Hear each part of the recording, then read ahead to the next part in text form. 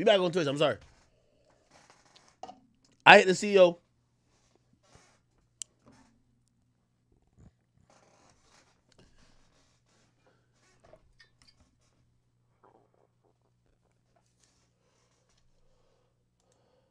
Are we good?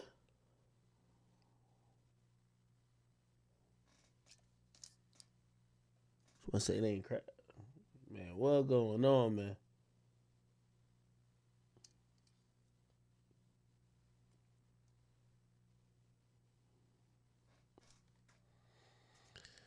Yeah, I think that might be a little hiccup, man. Might be a little hiccup. We gonna figure this shit out. Shit. Big Act in the building, bro. Alright, I ain't gonna lie, I had to pop back on those other platforms. I had to come back real quick. Like, come on, man. Come on now. When Big Act in a spot, you can't really make it hot like that. Like, I had to pop back on. Hey, come on now. We can't do no crashing today. Big Act is here. Okay, all right. Anyway, yeah, apparently this is one of the most lit dudes in the DR right here. Okay, I see what's going on. And then this is him in the DR again. This guy is super lit as well. And then from what I hear, let me see. This guy right here, apparently he's like, this guy ghost writes for everybody in Puerto Rico. I don't know what the fuck. Like, they told me all type of shit. They told me all type of shit, man.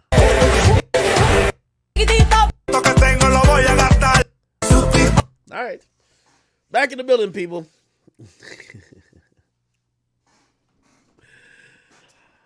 Oh, man. Now we are here. We are here, man. I think that was a hiccup with Rumble. I ain't even gonna lie to you. I think it was a little slight hiccup.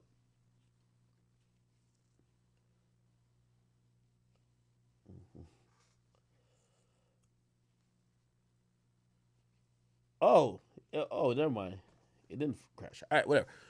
All right, people. So, I like this wave that 6ix9ine been going on, and I'm glad that he's having fun with it. He's having fun with it. I'm only worried about when he's coming back to hip hop and how that's gonna look.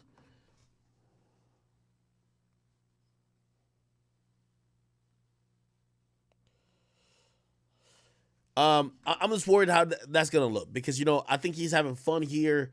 It's feel good music. He can make music about love, music about women, music about togetherness, music about turning up. In hip hop, people want to hear him talk spicy. People want to hear him invite people to his private parts, and I think that's where, you know, I personally like, you know, like for example, even Gunna, like, bro, we don't want to hear Gunna talk tough no more. Like, talk about your drip and this and third. Now, does 6ix9ine have a content palette in music that would sound good if he didn't talk gangster? I don't know. I really don't know. So that's the part we are at with that. Anyway, we kicking it. Let me see what else is kind of going on in the streets. By the way, there's a show. Apparently, there's a show on There's a show on Netflix called like Love is Blind. I don't even know what the fuck this is, but watch this shit right here. So I can't love you because I'm attracted to Josh. I just saw Josh and there is some chemistry. So what was the talk about? It was him basically confessing his feelings. What are you saying to me right now? I don't want to be with you anymore. And you want to be with Josh?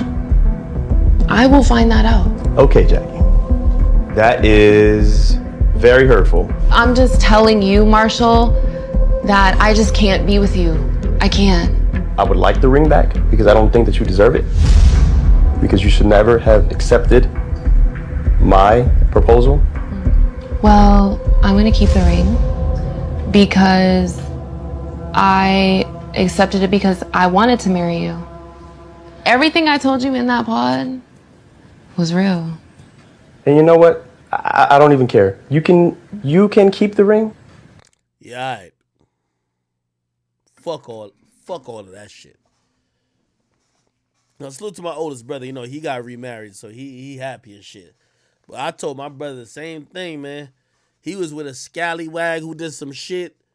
Told my she want another nigga, and he ain't get the ring back. You gotta get your ring back, man. My boy should have told her, yo, bitch, listen, this is what we finna do, man. I'm leaving with that ring or I'm leaving with the finger. I'm leaving with a ring or I'm leaving with a finger, man. Stop fucking playing with me. I'm leaving with a ring or the finger. But I'm leaving with something today. So essentially, this woman, and apparently this is some show on Netflix, but it's like reality based. This woman is telling this dude, right? Yo, bro, check this out. I know you proposed to me, but like, I got a connection with another dude. Me and him talked. Think I like him. And I kind of want to go check him out. You feel me? He's like, yo, I need my ring back. Like, what's going on? Like, I proposed to you. She's like, well, not going to give you the ring back because, you know, you proposed to me and I did accept it. I just changed my mind. And for me, you know, this could be fake or it could be real. You know, it's crazy that Netflix and these other like places, these platforms, they only like putting out shows that shows the pussification of dudes. You know what I mean? Like if they could emasculate men, it's like, yo, let's go, green light. You know, it's like showing some dude at his weakest moment because his woman is choosing to go somewhere else. And I'm not saying she doesn't have the right to choose or do whatever she wants, but like this whole type of like interaction is just so simpish, corny. You know what I mean? It propagates this ongoing theme that, you know, there's just helpless dudes like this guy who just is hoping for relationships or whatever with these women who are basically just choosing. And you can just see the pain in this guy's eyes. I just think this is capping. I think this is an agenda type shit being pushed. You know what I mean? Like, granted, it's going to sell because Netflix, you know, unless they're standing behind somebody like Dave Chappelle, they're gonna push all the woke shit possible. But this is whack. You feel me? I don't know if have you guys seen this type of stuff? Like, emasculate this dude to the core, right? And the reason why it's going viral is because all of his answers are like somebody who is emasculated. Like, oh, okay. Like, eventually he says you're going to hear it now. Oh, keep the ring. Like, bro, you asked for your ring. She told you you're not getting the ring. And then you're acting like you're making the choice by saying keep the ring. Listen. Every time you look at that thing, whatever you do with it, I want you to be reminded that you passed up on something great. Okay. Marshall. Bro, she's not about to look back at that. She's about to pawn that ring, you fucking idiot. She's about to be bouncing on another fucking cock like a pogo stick, gang. You think she's going to be like looking at that ring, contemplating about your lame ass fool? No. She's going to sell the ring. She's bouncing another dick already. And by the way, you know how women are, bro. She's about to take the money she got from selling and pawning the ring to go buy her nigga some Jordans or some designer shit. She not thinking about you. Yo, one of the things that I think we've just become, like, people have snapped out of is like, you know, the delusion of what love is. Like, oh, people are in love and blah, blah, blah happened. No, you just realize, like, yo, the real world reality of things is that love do exist, but griminess is here too. Like, people now more than ever before, men and women alike, realize that they have options. Realize that, like, this ain't your grandfather and grandmother getting together where it's like all that shit about for better or for worse. Man, you tell these bitches, or you tell these niggas, if you're a female, that you lost your job or you lost something that's beneficial to them, whatever that is, they're out. Like, you know, shit. Like, you know, again, I'm not being one-sided with this for y'all females. Keep thinking that nigga just love you because of whatever. Stop sucking his dick or gain 30 pounds. He's leaving. He's cheating. That's how it works. You know what I mean? Like, we're just realizing now that love is a thing, but most what we call relationships are super transactional. If you don't have some value or not giving something that the other person depends on, they could easily go to someone else, or that's as much as the worth you have. You get what I mean? Like, you could have this not realistic. Like, oh no, this person, whatever, whatever. But no, that's not true, bro. You get what I mean? Like, she's not gonna be looking at that ring thinking about you, nigga. She's on fucking national TV telling you you are fucking lame. Why would she do that? Somebody said, oh, this is a show for females. Probably is. Like, I don't watch shit like this. Like, these days, if you look at the messages being pumped into relationships, it's everything is pumped in about opportunity. You know, it's not about, you know, okay, love. Like, the whole thing about love is blind, like, that's not even true, right? Like, some people believe that still exists because they're like, oh, somebody could be in love with somebody who they feel isn't as attractive as somebody else. Bro, these days attraction triggers are different for people. Like, women find money attractive. You feel me? It's like, nigga, you could look any way you want to look. If you don't got my bank account and I show up, she gonna be like, well, this nigga gonna have me on the yachts and gonna have me in the Lambos. I want that. Like things are very much different. And it's kind of interesting because I feel like they're kind of trying to program younger kids now to kind of look at things in a different way, in a woke perspective, trying to recreate, you know, like chivalry and all these things back again. Yet it's going to be skewed because, again, I always said chivalry is killed by, not going to give you out the red pill talking points about like feminism and shit like that, but it's killed by the times we live in. Like, if a woman is preaching or accepting certain ideology that she's a boss, you know, fuck all niggas, finesse them, pop this pussy all over town. Like, bro, how the fuck could you be chivalrous to a chick who's basically, when convenient, accepting hoism? So, again, I feel all these programming is coming from a specific agenda to try to reprogram a newer generation into moving and acting a certain way. Not the generation I'm in, of course, and not even the younger generation that's in their early 20s. I think the teenagers now who are now looking towards what they believe are acceptable relationships, I think they're torn. There's no middle ground. They're either watching red pill content that's telling them, fuck these bitches, or they're watching content that's just creating complete super sims that says, cut your dick off and be a simp. Like, there's no in the middle type of thing. Like, most red pill content is like, yo, fuck these bitches, homies over hoes. And most other content is like saying, yo, bro, to keep it real, you should be ashamed of yourself that you even have a dick. So how about you try to make up for the fact that you're masculine by being non-masculine and letting your girl be masculine? It's crazy. But it is what it is. It is what it is, bro. That's what's going on in these streets. Having a kid right now gotta be a scary thing, a scary phenomenon. You know what I thought about recently? And I'm doing a pod. I'm doing a solo pod. Probably I'll probably do it tonight or maybe tomorrow. So you'll catch that in the coming days. By the way, if you don't know, I did a podcast with Sway Lee, Slim Jimmy, Young Blue. Go check out those podcasts as well. But, you know, I'm about to I like get on my rant shit about just random shit. But what I've just kind of thought about, and did I lose my train of thought? Wait. Oh, I was thinking about just kind of like the newer generation, and I was thinking about how I was raised and why I have certain ideals, and I was thinking about, like, you know, I'm in my 30s now, and I still feel terrified to have kids. And I was wondering, I'm like, yo, am I being odd or am I being weird?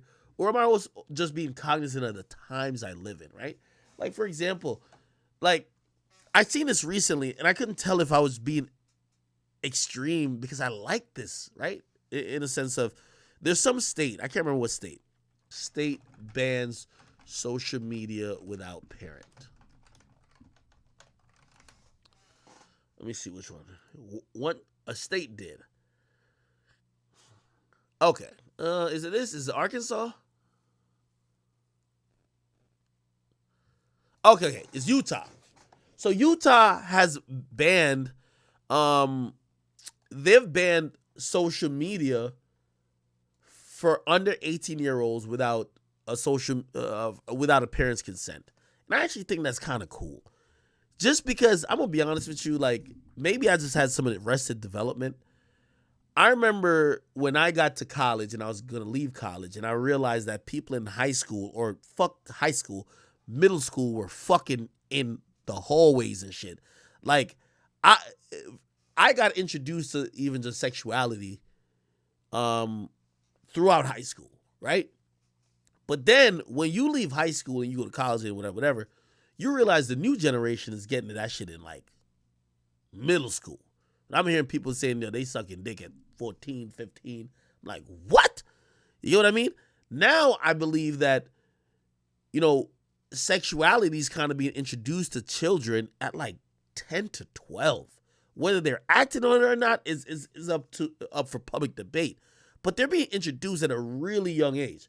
So, when you see social media, which has obviously helped somebody like me, and it's obviously, that's my career, I wonder if I had a kid, would I have my kid on social media before they turned 18, where they could maybe there's some parenting and, babysitting factors of social media where you can be like, hey, go watch this timeline and leave me the fuck alone.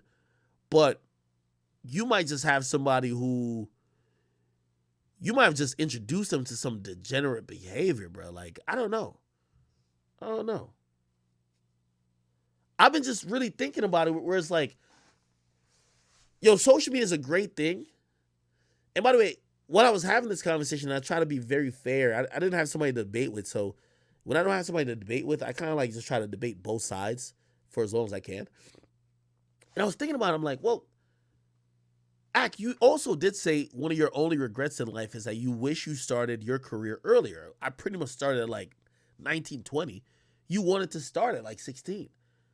But these days with for example, imagine having a kid on Twitter. Like, Twitter's full of porn. People telling a dude that, yo, that dick you got is whack. You got to go get like a pussy right now. Like, yo, you got to, like, bruv, like that's what's popping. That's what's going on right now. So it's like, I kind of look at that and I'm like, yo, damn, if I did bring a kid into this world, do I allow social media and the times and the happenings of what everything else is being pushed on us, or what society seems to be deeming cool, to kind of dictate what my kid comes to me and asks me questions about? Like, yo, why did my homie Johnny just fucking say he's about to chop his dick off or whatever? Or do I at least like, yo, bro, I'm from Jamaica. It's like, motherfucker, like, raise your kids the way you want to, and then when they become close to being adults, let them do what they want to do. So I've been thinking about that recently, which is kind of an interesting thing, because I don't even have kids. But I look at, we now live in a world and time where social media drives and influences everything. And it goes even beyond that, because that thought brings me to my next topic. It brings me to AI. It brings me to, artificial intelligence, which I've been so kind of eager to talk about. If you listen to the conversation I had with Young Blue, I talked a lot about artificial intelligence, because I think there's some great usage of it, but I think there's a lot of fear too, because you don't know what it could create. It's kind of interesting time that I'm watching this artificial intelligence shit happen. So AI, obviously we know AI through the music stuff. Like I just read, they took down a Drake Weekend AI song. Like, they took it down. Let's see if we can find it.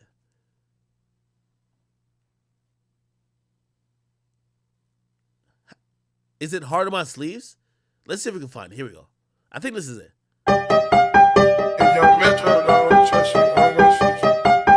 Is this it? Came in with my ex like Selena, the flex, bumping Justin Bieber, the fever and left. She know what she need, or she blessed, giving you my best, yeah. I got my heart on my sleeve with a knife in my back. What's with that, 21, I love him, then my brother, that's my stack, Metro made the beat, so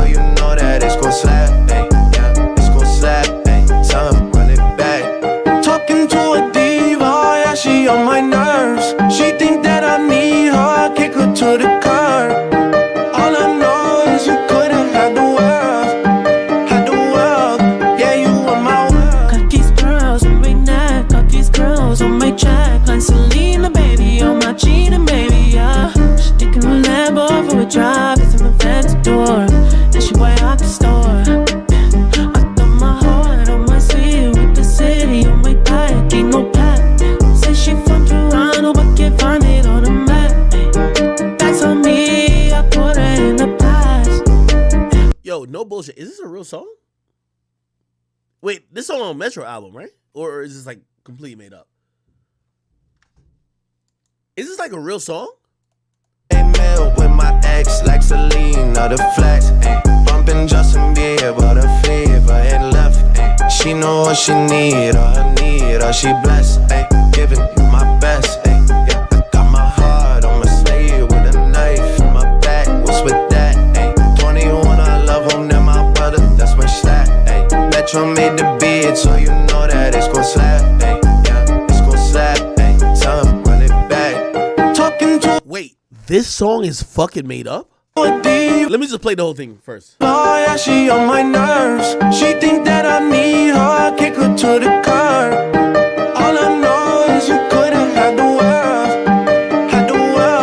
yeah, you on my world. Got these girls on my neck, got these girls on my check. Like Selena, baby, on my cheetah, baby, yeah. She taking a Lambo for a drive, it's in my fancy door, and she way out the store. I got my heart on my sleeve with the city on my back, ain't no pack. Say she from Toronto, but can't find it on the map. Oh my god. That's on me, I put her in the past. Let's know that. Talking to a diva, yeah, she on my nerves. She think that I need her, kick her to the curb. All I know is you couldn't have the world, yeah, you on my. I came in with my ex like Celine or the flex. Bumping Justin Bieber, the fever and left. She know what she need, or she blessed. Giving you my best. Okay, let me just stop it here because I don't want to get any of the streams cut. Hey, this was my whole thing about AI. What happens when the AI gets better than the artists who are uninspired? Who, because they care about creativity and artistry, they have clammed up. They don't want to work with other people. So their creative process is the same that it's been for the last 5-10 years. We're hearing the same sounds. They're not that creative. Obviously, not Drake and Weeknd. They're still pretty creative. But what happens when the AI songs get better than their songs? Sorry to tell y'all, I've never heard the song before. It's the first time I'm playing it right now. This song's better than Search and Rescue. 100% by a mile. So what happens when an AI song created by fans, or maybe created by a couple of writers or producers who have just cooked this up, is better than the songs that Drake could produce? What happens then? What happens then? Are we here for the best art, or do we suppress the art to protect the integrity of the artist? That's the interesting part of it. That's the interesting part of it. I've said that I think that people are scared of this technology now in terms of music, but they will be eventually going to use it. You know why? I believe that what happens when, hey, if somebody goes to Pop Smoke's family and say, yo, you know, we found his rhyme book. He wanted to record these type of songs before he passed away, but we could still get his voice to do it. All we have to do is use AI. Is that a problem? Will you be mad? His family wanted to do that. What about Pooh Shiesty? He's locked up. He probably want to record certain songs that he probably got ideas he record over a jail phone to his homies. Maybe there's a production company that could make that happen. Is that wrong? Why don't you use AI? Why don't you use AI for reference tracks? People make reference tracks. If music is about making the best art, why not utilize the technology rather than suppress it? What better way could we tell that you're a great writer or a great producer other than you making a full track with AI? Oh shit, I just heard, if I'm Drake and a writer comes with me with some rhymes, now I got to think about how you would sing it and I would sing it. Oh shit, no, I already got your voice singing the shit. Maybe you could redo it or add ad-libs to your own AI. Also, here's the thing, and I mentioned this on the Young Blue episode. Drake is somebody, he's at every fucking front row seat at every basketball game. He's fucking 30 bitches. He got mad things, mad motion. You think he got time to really be cooking up lyrics and all that type of stuff? If AI could basically come up with ideas, or people could present ideas with the use of AIs, isn't your album creation process even easier and quicker? You've worked with Quentin Miller to create some of the greatest works. What's wrong with that?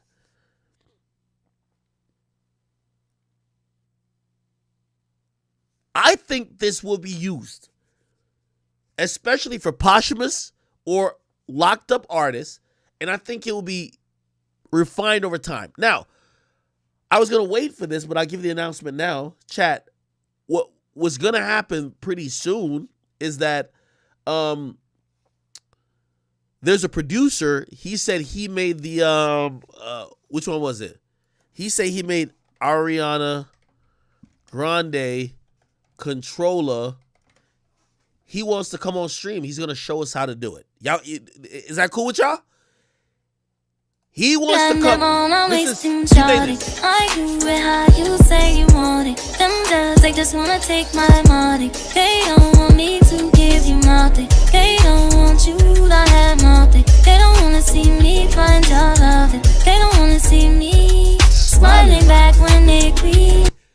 The guy who made this is down to come on stream and show us all how to do it.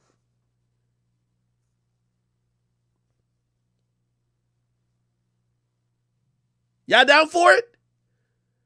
I'll schedule with him. We could probably get him on next stream. He hit me up. He said, he's a producer too, by the way. But he knows how to use and manipulate AI. I'm rocking with it. Here's what I believe with AI. So let me give my opinion on it. It's dangerous, but it's good. I think it's dangerous because I think certain artists are feeling that their works or their voice or what they believe is their sound could get, number one, hoard out. Number two, could get manipulated to say things they didn't say, which is a problem. But number three, and this might be the biggest one, it's about ownership, right? If the person who created that song with The Weeknd and Drake, if Drake didn't create it or didn't sing it, why, like, who owns it? Now, I personally believe that Drake and The Weeknd should own it. But here's the thing. These labels at this point are not set up to be going through a bunch of litigation with these things because, number one, I think a court would agree that if you're creating a song using a AI that's kind of using Drake's voice to re-record it or record it in a whatever way, that should be Drake's creation or Drake should own a part of the copyright to it. However, here's the thing. What happens when you have a song with multiple artists? It's Drake and The Weeknd, but it's neither of them. I mean, granted, Drake and The Weeknd, they're both on Republic, but they both have separate deals and separate situations within UMG. Whose song does it become? If you don't know how the music industry works, it's a lot on splits, right? What's the split on that? What's the publishing? How does that go? There's a lot to be figured out. Here's the thing, and I will say this to newer artists now. If you're going to sign a new contract, and I believe because the music business, trust me, they're usually slow, but they ain't that slow. Anybody who signed a contract, I would imagine as of this month going forward, it's going to say that the label owns your AI recordings in perpetuity and also probably has different splits if in certain circumstances they're forced to use it. And also I can imagine the label try to use leverage to say if you are unwilling to create music as per their instructions or otherwise, they are allowed to drop music with your voice or your voice and likeness using AI. That's going to be very scary.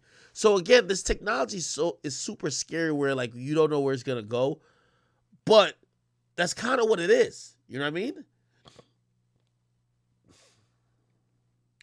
So as to ask for voice ownerships, somebody said you can't copyright the tone of a voice. You're right. However, if the tone of a voice is made off of, remember, the AI is not a real thing. Like, that's the thing with art. Basically, I think they're going to just attribute it.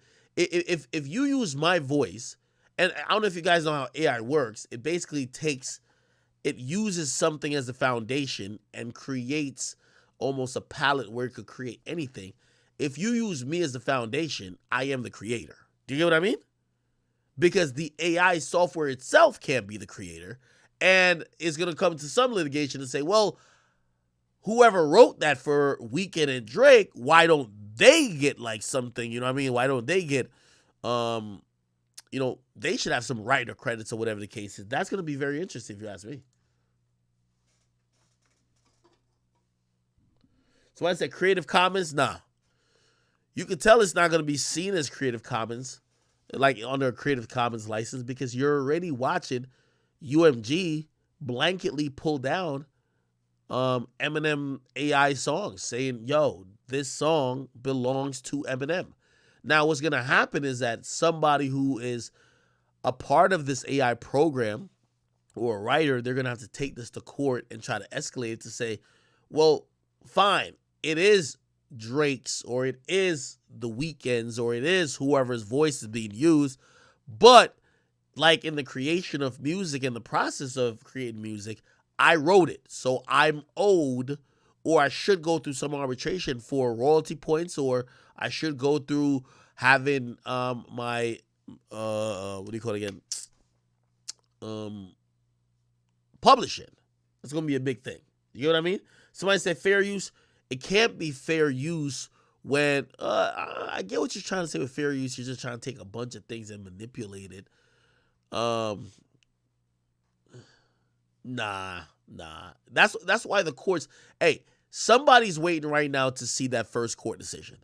And if you ask me, I think Universal, because I think these major labels, they're not going to have to bring it to court first because they have too much of a stake. They do too much business with YouTube, Spotify, this and third. So when they say take our shit down, a singular artist is not going to be able to tell Spotify, oh, no, that's actually not Drake. That's an AI kind of operating in Drake's vocal tone or whatever the case is. You know what they're going to say? Fuck you. We don't know you. We do business with these guys. We're taking it down. So somebody's going to have to sue, and they're going to have to sue these big record labels and probably put in some of these streaming services in their lawsuit and then go through the painstaking process of maybe a couple of years of getting that landmark decision. Once that landmark decision gets given, now you can start making some other things. Spillmaster, what's up with you, brother? I see you. Don't you worry, I see you, brother. All right, let me see what else.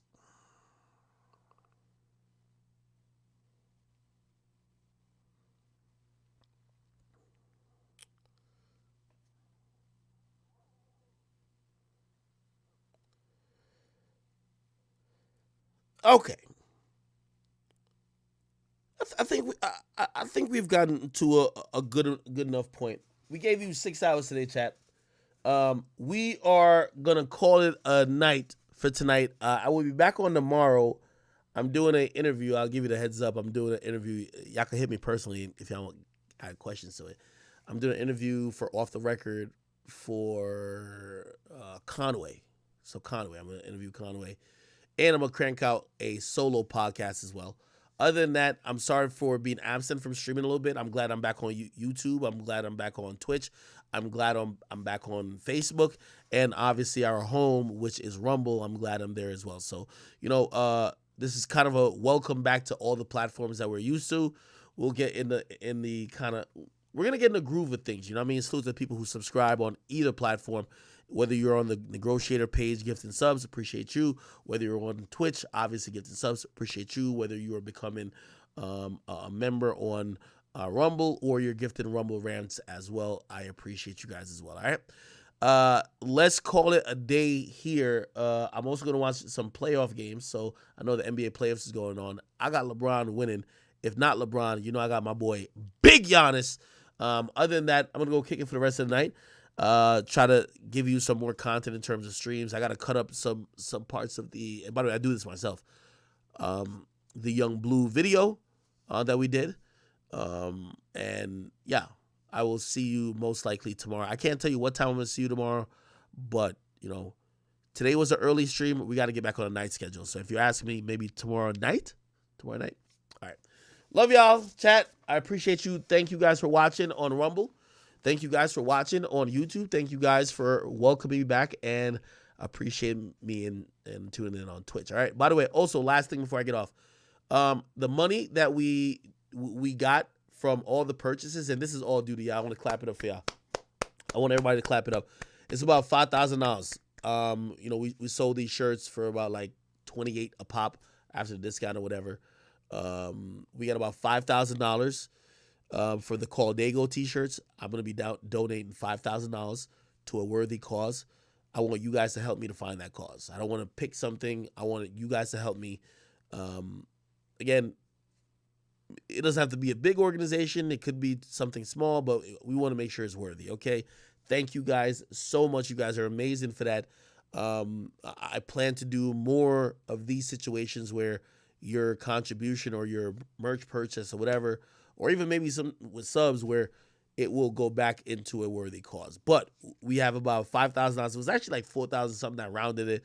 All 5,000 would be donated to, by the way, somebody in LA bought like literally like 2,000 worth of product.